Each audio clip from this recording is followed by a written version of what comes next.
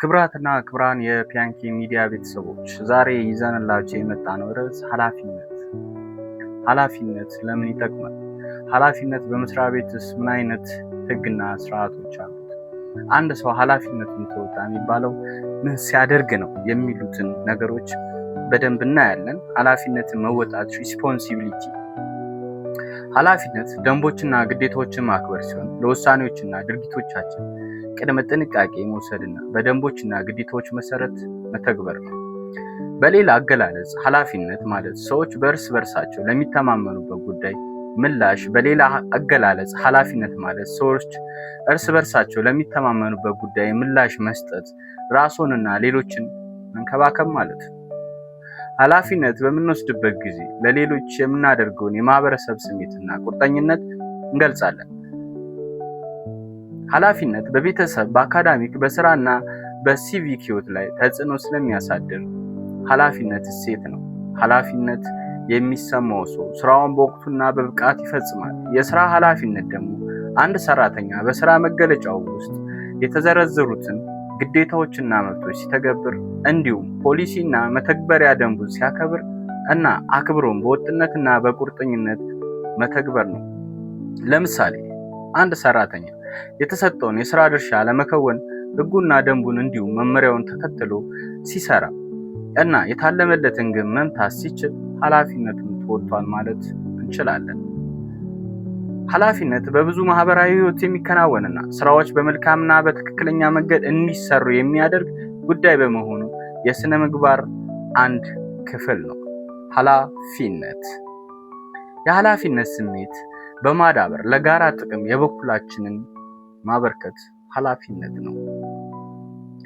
የሰራተኛ ኃላፊነት በድርጅት ውስጥ እንዴት ይገለጻል?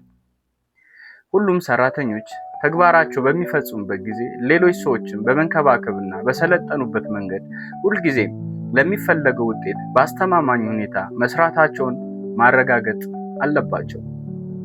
ሰራተኞች ሁሉንም በስራቸው ላይ የስራ ቦታ ሂደቶች እንዲከተሉና ከነሱ እንዲያፈነግጡ ከድርጅታቸው ጋር በመተባበርና በመረዳዳት መተግበር አለባቸው። ከነዚህ ኃላፊነቶችና ተግባራት መካከል አንደኛ ከተግባራቶቹ መካከል ደንበኞችን ሙያዊነትን በመላበስ ፕሮፌሽናሊዝምን በመላበስ ማገልገል፣ ተዛማች የደንበኞች ጥያቄዎችን ለመመለስ ስለ ምርቶች ወይም ደግሞ ፕሮዳክቶች፣ አገልግሎቶች በሚፈለገው መጠን ማሳወቅ፣ በሙያችን ስራ ውስጥ የአገልግሎት ልዩነትን ማወቅ፣ የድርጅቶቻችንን ምርቶችና አገልግሎቶች ማስተዋወቅ፣ ስራዎችን ህግና መመሪያን መሰረት በማድረግ ማከናወን ኃላፊነት።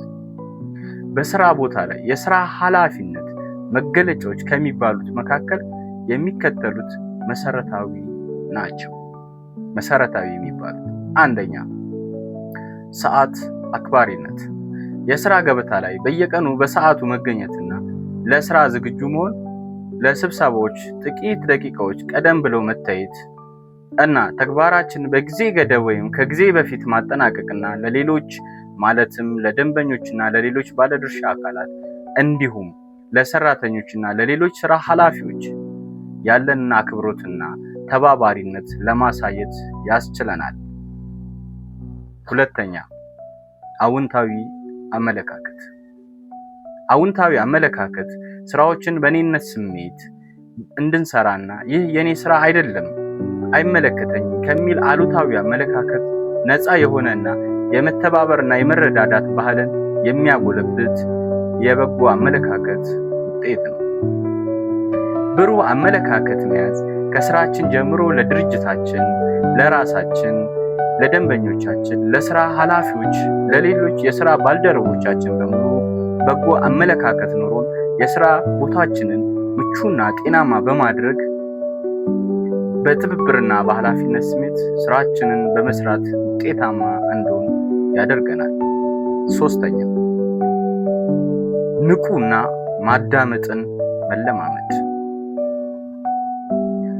የስራ ኃላፊነት ጥሩ የመስማት ችሎታን ይጠይቃል። ስራዎችን በምንሰራበት ጊዜ የምንፈልጋቸውን ነገሮች መርጠን በትኩረት መመልከት፣ ትኩረት የሚከፋፍሉ ነገሮችን ማስወገድና መደማመጥ የሚጋብዝ አቋም በመያዝ እና ንቁ ሆኖ መደማመጥና ምላሽ መስጠት አስፈላጊ ናቸው። አራተኛ ሌሎችን ማበረታታት። ብዙ ስራዎች በቡድን የሚከወኑ እና የቡድን ስራ ለስኬታማነት ትልቅ አስተዋጽኦ አለውና ሌሎች የስራ አጋሮቻችን ግቦችን እንዲፈጥሩ ማበረታታትና ለጥሩ አፈጻጸማቸው እውቅና መስጠት ያስፈልጋል። በስራ ላይ የባልደረቦችን ጥረት እና ድጋፍ መገንዘብና እውቅና መስጠት በበለጠ የኃላፊነት ስሜት ስራቸውን እንዲከውኑ ያደርጋቸዋል። አምስተኛ በጎ ፈቃደኝነት። በስራ ላይ በበጎ ፈቃደኝነት መስራት በስራ ቦታችን ላይ ስራችንን ስኬታማ ለማድረግ እንደምንፈልግና ለበለጠ ኃላፊነት ዝግጁ መሆናችንን ያሳያል። እንዲሁም በጎ ፈቃደኝነት ጥሩ የመማር ልምድ ሊሆን ይችላል። ከእድገት በተጨማሪ ሌሎች እድሎችንም ሊያመጣ ይችላል። ስድስተኛ ተለዋዋጭ መሆን።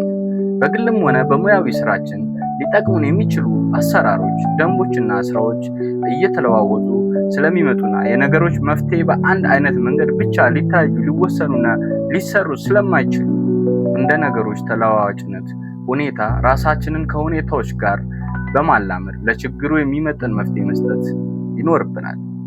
በአጠቃላይ በስራ ላይ ኃላፊነትን መወጣት በግላችንም ሆነ ለምንሰራበት ድርጅት ውጤታማ እንድንሆንና ቀጣይነት እንዲኖር በማድረግ ወደሚፈለገው ግብ ወይም ዓላማ የሚያደርሰን ሲሆን እንደ ዜጋም በስራ ድርሻችን ኃላፊነታችንን ስንወጣ ውጤትን በማስጠበቅ ዜጎች የተሻለ የኑሮ ደረጃ እንዲመሩ የሚያስችል በመሆኑ እንደ ሀገርም እንደ ግለሰብም የሚሰጠንን ኃላፊነት በብቃት ለመወጣት ቁርጠኝነት የሚጠይቅ መሆኑን መገንዘብ ያስፈልጋል።